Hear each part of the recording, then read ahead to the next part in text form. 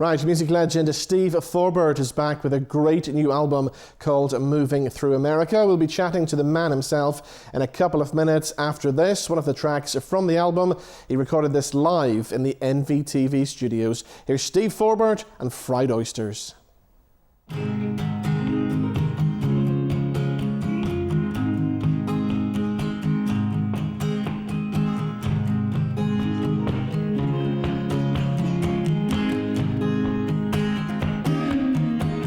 Take your time and show me I'm in too much of a world.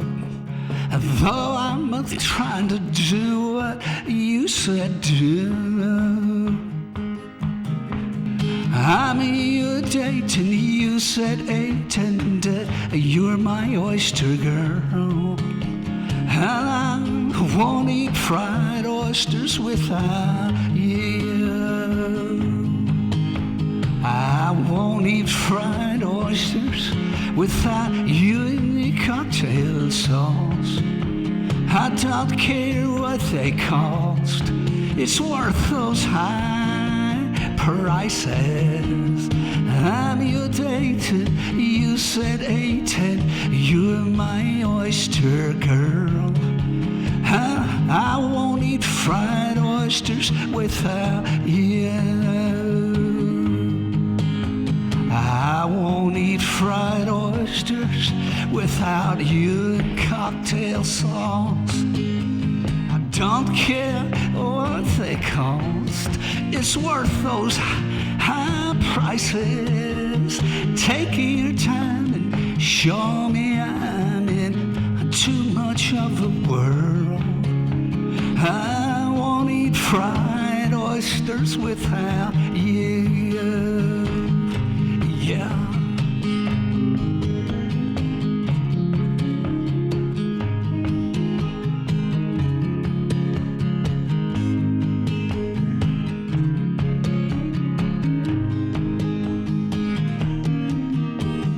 Houston town is on flat ground and around to your questions swirl. What's it the next big hurricane gonna do? I could move, but all I'd prove is you're my only pearl. And I won't eat fried oysters without you. I won't eat fried oysters without you in cocktail sauce. I don't care what they cost, it's worth those high prices. Take your time and show me I'm in too much of the world. I won't eat fried oysters without you. I won't eat fried oysters without you.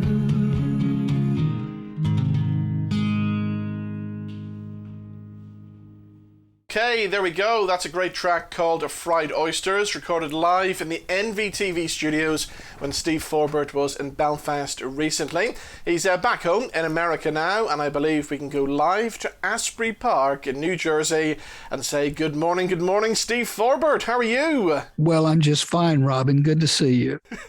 Good to see you again. Last time we saw you, it was very brief in Belfast. You're on this kind of mad tour of the UK, and next time you do it, you got to tell the promoters, give me more time in Belfast. That's right. That would be nice, and really a couple of more dates in at least Ireland. It's a lot of trouble nowadays to go through the labyrinthine process of getting on a airplane and to come over. But we did the one date in Belfast, and then we went back the next day. It was very hectic, but I was glad we got a chance to do this TV thing with you, because that's a lot more than a club date at the Deer's Head. So did the tour go well? Was it great to be back out on the road after being locked away for such a long time? I'm 67. And this was not a world tour. It was 12 dates with very few days off. And it was nonstop. It was stressful. I was worried about it before we even came over because I'm not as young as I used to be. We travel rather economically, let's say. And then you got this virus thing that's such an unpredictable, lurking thing out there that if you can just get through the tour, great. With all these things now, being older and just, there's so much traffic. And I'm a singer-songwriter. I could complain for another 5 minutes.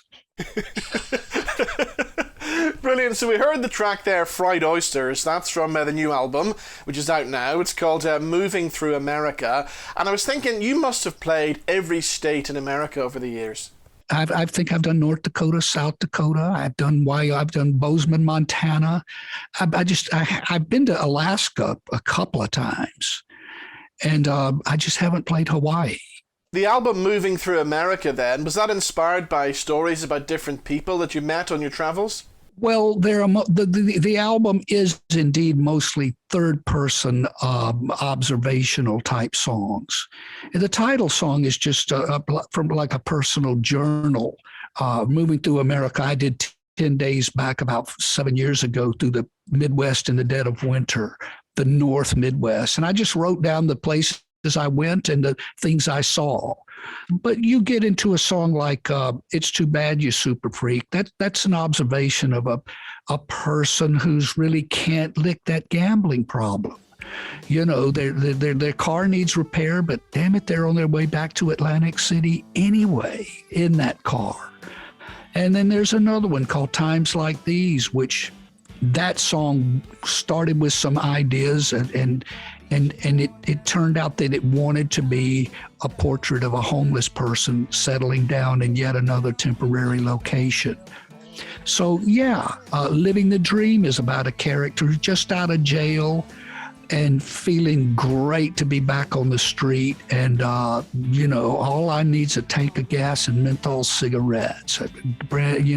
Walk out in my crepe sole shoes and brand new Stetson hat. So these are portraits of characters. And what about the track we just heard there, Fried Oysters, which has to be my favourite song on the album, because the first time I heard it, it's just a song that gets stuck in your head. Well, that's music to my ears, sorry, but I'm glad you like it. It is just this is silly, but I really do like fried oysters a lot. And I just wrote a song about it, but I just didn't want to say, I like fried oysters. Don't you think they're great? It just had to be attached to some sort of pop song, and that would be waiting for a date to get ready so you can go out and get some of those fried oysters for dinner. So that became the song. Brilliant. So you're back home at the moment. You're in Asbury Park, New Jersey at the moment. Even though you weren't born there, New Jersey has a special place in your heart, doesn't it? Well, it does. And particularly, let me say this. A lot of my work has always been in New Jersey. Back in the day, Robin, there were so many good radio stations and even magazines, if you remember magazines. They were around, and there was a lot of musical network communication. And there are a lot of colleges around here. So this was such a fertile environment for a singer-songwriter. That whole sub-generation was kind of my age. And then furthermore, the Jersey Shore has always maintained a rock and roll lifestyle and ambience. And I used to leave New York City for a weekend break and come down here and just listen to bands playing in the bars. And they were playing rock and roll. They weren't trying to be the Eurythmics or something. It was still old school, and I liked it a lot, and I drank way too much beer down here. But that's New Jersey. It's been perfect for songs with a lot of words and this sort of folk rock music. And of course, when you first arrived there in the 70s, obviously Bruce Springsteen would have become the biggest thing ever to come from New Jersey. Well, of course. And it's always something I'm going to go live on the radio the 24th of July for a show. It's Sunday morning. It's The radio stations are so tight now; they're mostly programmed, and this is a classic rock channel, hard rock. So the only way I can go on and let people know I have a new record out is to do this show that's Sunday with Springsteen, and I'll sing one of his songs, and then I'll probably do Living the Dream. Excellent. Well, since we mentioned the boss there, Bruce Springsteen, I mean, you also appeared in a club that was owned by Clarence Clements, Bruce's great saxophone player, didn't you? Yeah, it was called Big Man's West, and it was part of this thing I'm telling you about, that there was such a rock and roll presence on the Jersey Shore, and that bumped the game up. And, you know, people were always excited because Bruce himself used to hang out there any weekend he wasn't on the road. So, yeah, sure, Big Man's West was fun, and there were many other clubs I could tell you about. I'm going to take you back to the year 1979 because that was a very good year for you. The year of Jack Rabbit Slim and, of course, Romeo's tune as well, which when you hear it on the radio today, you just know that song from the first second you hear it, don't you? Yeah, it's that piano riff, which is it's very good to have an introduction that's already gotten in the door, you know, and that one was such a case. And then I still love singing that song. The lyrics have not, you know, become something I can't relate to. I still mean it every night. It's very easy to sing. And did you know when you wrote it, did you know you had a hit record there? I didn't really. I wrote it in Mississippi. But I used to do what they called hoot nights at Folk City. And it's really what you know is an open mic night now.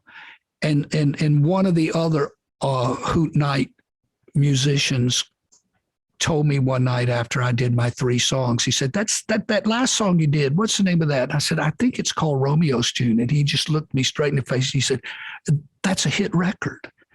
And I just thought to myself, really? And so we did everything we could to make that a reality. So I didn't know in Mississippi, but I thought it was catchy.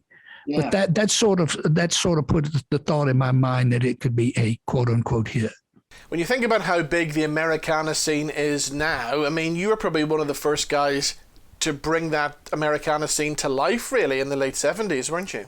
I think that's true in the sense that I did have a couple of pretty big records that Alive on Arrival and Jack Rabbit Slim, right at a time when New Wave was taking off and a lot of people were listening to Talking Heads, Blondie, and then it became the Thompson Twins or Tears for Fears, or on it went. But I was still sticking with this sort of rootsy thing.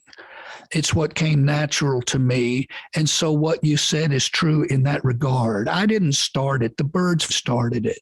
I just still loved it. And that's just what I just wanted to, I was inclined to continue that. So I get some kind of credit for something, but I was just doing what I loved. That's all. I want to talk to you as well about Cyndi Lauper, because tell me this, is it true that you're in the video of Girls Just Want to Have Fun? Yeah, I'm in there for about 5 seconds, maybe 7. Wow. How did all that come about? Well, she was in a group called Blue Angel, and I saw them perform at a place here in Asbury Park called the Fast Lane. Okay. And I thought they were good, and I thought she was particularly good. And I bought their record. They put out a record. And as I said, I went to see them at the Fast Lane. And after a couple of beers, I got up and sang a couple of Little Richard songs with her and them. So she knew I liked her and was a fan. And when she left the group and did her video, which took another year or so went by, she asked me if I would be in it, because at that point, Romeo's Tune was getting a lot of airplay. Yeah. That would be an asset to her video. And I said, of course, I'd love to. So that's how it happened. Oh, brilliant. Okay. Wow. Last time we spoke about some of your big music influences over the years. And we didn't speak until recently about Van Morrison. You're a big Van fan, aren't you? I'm a pretty big Van fan. Of course, I could talk about Van for easily a solid 30 minutes here. But I I was very influenced by that strange thing he came up with. It wasn't unlike the band. It contained a lot of roots elements, but it was Van Morrison. I really like his band in the Street Choir. I completely agree with the people that think Madame George is awesome.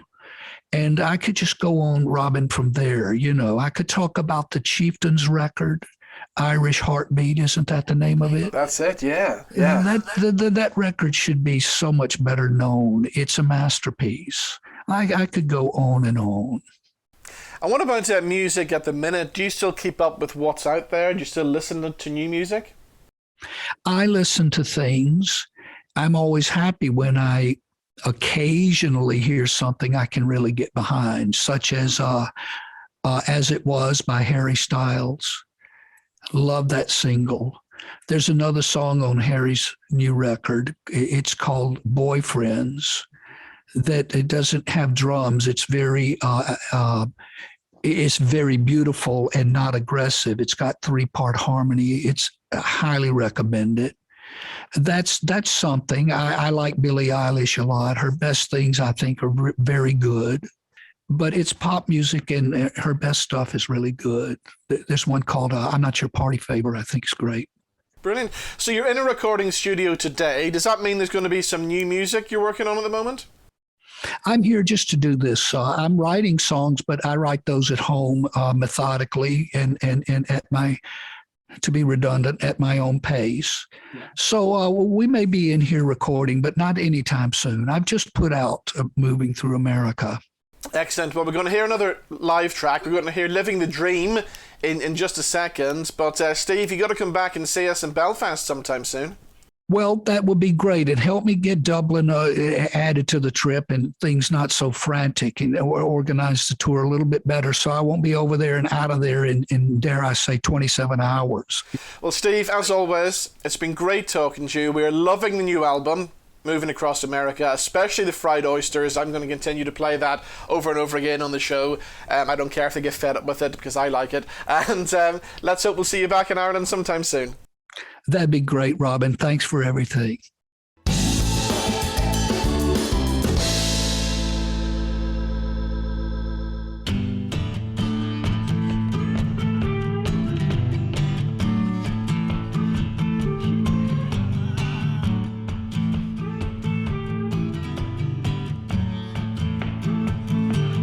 I get up each morning, I get down at night.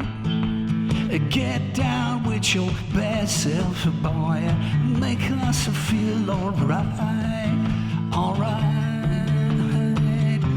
Like peaches and cream, alright. Like living a dream. I sold drugs in Shreveport and in the Lafayette. All I need's a tank of gas and menthol cigarettes. And yes, it's peaches and cream. And yeah, I'm living a dream. Now I found my way back home. Now I'm not in jail. I've been in a police car and live to tell the tale. Yeah.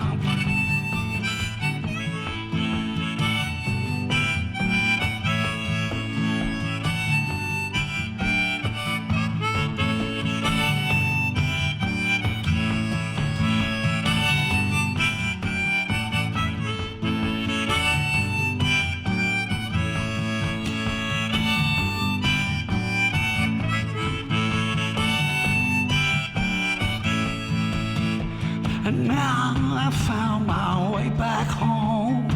Now I'm not in jail. I've been in a police car and live to tell the tale.